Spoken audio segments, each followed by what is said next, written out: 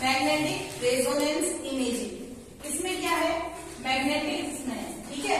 तो magnetic field generate करने के लिए हमारे पास क्या होना चाहिए, कोई इलेक्ट्रिक चार्ज होना चाहिए, कोई भी इलेक्ट्रिक चार्ज होना चाहिए जो क्या जनरेट करेगा, इलेक्ट्रिक फील्ड जनरेट करेगा, ठीक है।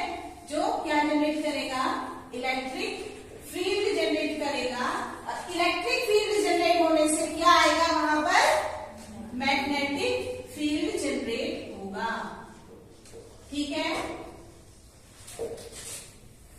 ये क्या है इसका प्रिंसिपल, कि मैग्नेटिक रेजोनेंस इमेजिंग के लिए आपके पास कोई चीज ऐसी होनी चाहिए जिसमें कि इलेक्ट्रिक चार्ज हो।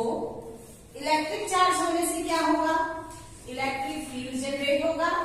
और इलेक्ट्रिक फील्ड जहां पर होता है वहां पर ऑलरेडी क्या आ जाता है, मैग्नेटिक फील्ड जनरेट हो जाता है, ठीक है। ये चीजें पता है, पहले से पता है कि इलेक्ट्रिक फील्ड जहां पर है वहां पर मैग्नेटिक फील्ड जनरेट होगा ही होगा। तो electric charge, magnetic resonance imaging हम किसकी कर रहे हैं, बॉडी की कर रहे हैं, ह्यूमन बॉडी की कर रहे हैं, ठीक है। इमेजिंग किसकी हो रही है इसके थ्रू, ह्यूमन बॉडी की हो रही है। तो ह्यूमन बॉडी में कोई ऐसा पार्टिकल होना चाहिए जिसमें क्या हो, इलेक्ट्रिक चार्ज हो। ह्यूमन बॉडी में कोई पार्टिकल ऐसा होना चाहिए जिसमें कि इलेक्ट्रिक चार्ज हो। तो इसके लिए हम क्या करेंगे, इसके लिए हम देखेंगे एटम को। इसके लिए क्या देखेंगे, एटम। तो एटम का सेंटर जो है न्यूक्लियस, न्यूक्लियस में क्या है, प्रोटॉन्स जो कि पॉजिटिवली चार्ज है और न्यूट्रॉन्स है जिनमें कोई चार्ज नहीं होता है, ठीक है। न्यूक्लियस में है आपका प्रोटॉन्स और न्यूट्रॉन्स। अब प्रोटॉन्स की एक स्पेशल कैरेक्टरिस्टिक होती है कि प्रोटॉन्स अपने एक्सिस पर रिवॉल्व करता है, वॉबल करता है या फिर प्रिसीशन करता है। इलेक्ट्रॉन जो अपने एक्सिस पर मूव कर रहा है लट्टू की तरह, उसको क्या बोलते हैं, रिवॉल्यूशन, या फिर वॉबल कर रहा है या फिर क्या कर रहा है, प्रिसीशन कर रहा है। इसके गोल गोल घूमने से, किसके, प्रोटॉन के अपने एक्सिस पर रिवॉल्व करने से या वॉबल करने से क्या जनरेट हो रहा है, इलेक्ट्रिक चार्ज जनरेट होता है। क्या जनरेट होता है, इलेक्ट्रिक चार्ज जनरेट हो रहा है, जिस वजह से क्या बन रहा है, इलेक्ट्रिक फील्ड जनरेट कर रहा है, ठीक है। और हम क्या करते हैं, बॉडी को जब एक्सटर्नल मैग्नेटिक फील्ड में ले जाते हैं तो साथ ही साथ क्या जनरेट हो जाता है, मैग्नेटिक फील्ड भी जनरेट हो जाता है, सही है। तो हम बॉडी में क्या ले रहे हैं, प्रोटॉन्स को ले रहे हैं। किसे ले रहे हैं, प्रोटॉन्स को, ठीक है। इन प्रोटॉन्स में क्या है, स्पिन है। इन प्रोटॉन्स में क्या है, स्पिन है। स्पिन मतलब कि अपने एक्सिस पर लट्टू की तरह चारों ओर घूमना। जैसे कौन घूमता है, प्लैनेट्स घूमते हैं अपने एक्सिस पर, ठीक है। तो ऐसे ही प्रोटॉन्स भी मूव कर रहे हैं। इनके इस घूमने को, इनके इस स्पिन को क्या बोलते हैं हम, वॉबल भी बोलते हैं, वॉबल भी बोलते हैं या फिर प्रिसेशन भी बोलते हैं, ठीक है। वॉबलिंग भी कहते हैं, प्रिसेशन भी बोला जाता है। इतनी की चीजें समझ में आई, ठीक है। अब क्या हो रहा है, हम क्या करते हैं, प्रोटॉन्स, बॉडी में प्रोटॉन्स कहां पर है सबसे ज्यादा, वाटर में। बॉडी में वाटर कितना परसेंट है, 70 से 75 के बीच में इतना परसेंट वाटर बॉडी में है, ह्यूमन बॉडी में, ठीक है। उसमें से प्रोटॉन्स क्या है, हाइड्रोजन,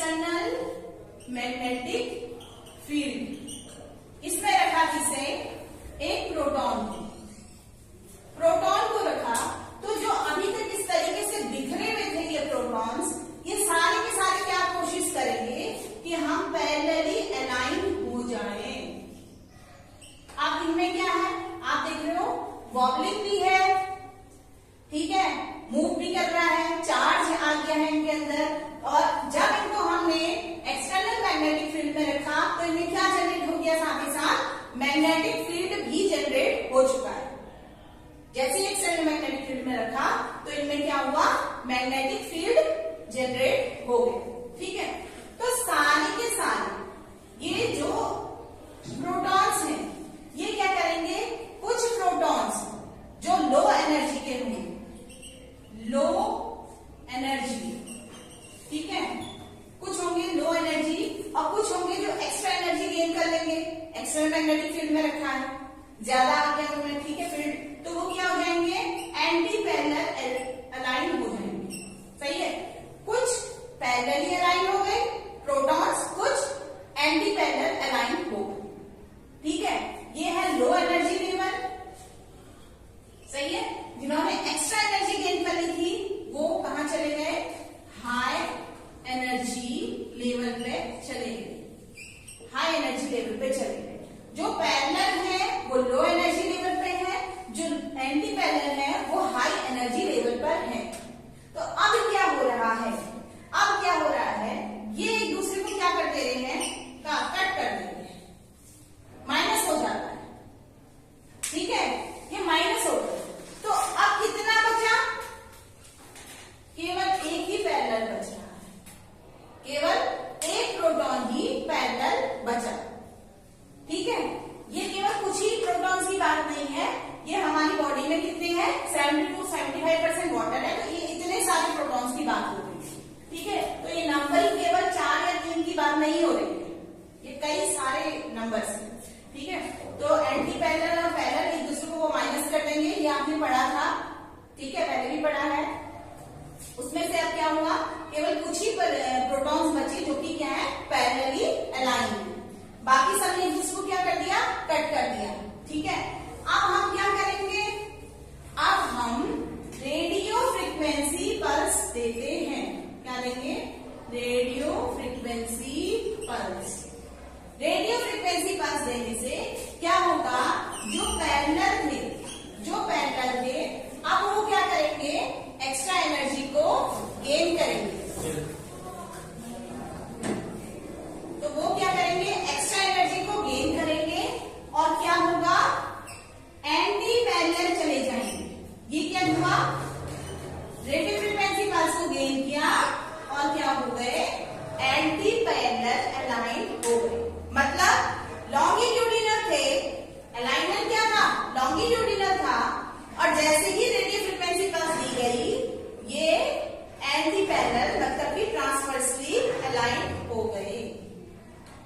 समझ रहे हो, अभी तक ऐसे ऐसे वॉबल हो रहे थे, लट्टू की तरह इस तरीके से घूम रहे थे, एक्सिस ये था। जब एक्स्ट्रा एनर्जी गेन करी तो एक्सिस इनका कहां चले गया, ट्रांसवर्सली चले गया, इस तरीके से ये हुआ। अब कहां चले गया, इस तरीके से ट्रांसवर्सली चले गया, ठीक है। तो लॉन्गिट्यूडिनल और ट्रांसवर्सली कैसे गया, वो आया समझ में, ये नहीं जा रहा, ये होकर के ये नहीं जा रहा है, ये है इतनी एनर्जी गेन करी है कि ट्रांसवर्सली मूव करे, सही है। अब इससे आगे की कहानी, तो ये कब की स्टेज है, जबकि हमें क्या दी थी, रेडियो फ्रीक्वेंसी पल्स, सही है। तो ये हो रहा है, इसमें क्या हो रहा है, जो लॉन्गिट्यूडिनल थे, ठीक है, लॉन्गिट्यूडिनली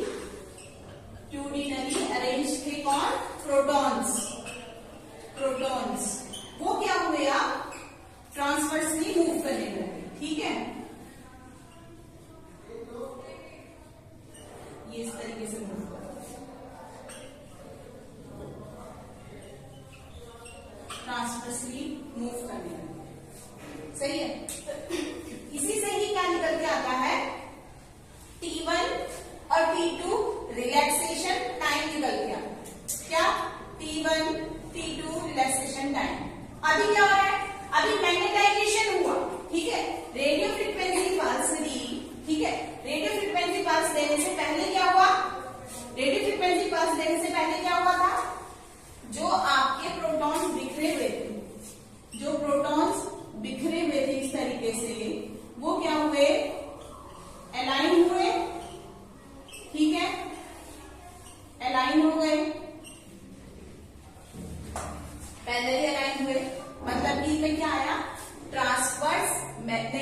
लॉन्गिट्यूडिनल मैग्नेटाइजेशन। क्या आया इनमें? Longitudinal magnetization. क्या आ गया इनमें? लॉन्गिट्यूडिनल मैग्नेटाइजेशन आ गया। ठीक है, ये सब ये कट कुट करके फिर इस तरीके से बना था।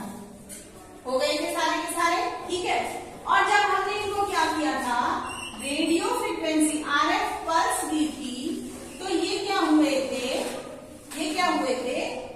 एंटी पैरेलल चले गए थे।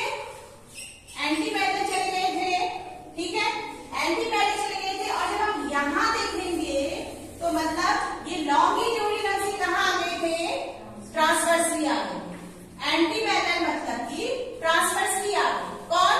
प्रोटॉन्स। ठीक है, तो इसको हम क्या बोलेंगे? Transverse magnetisation.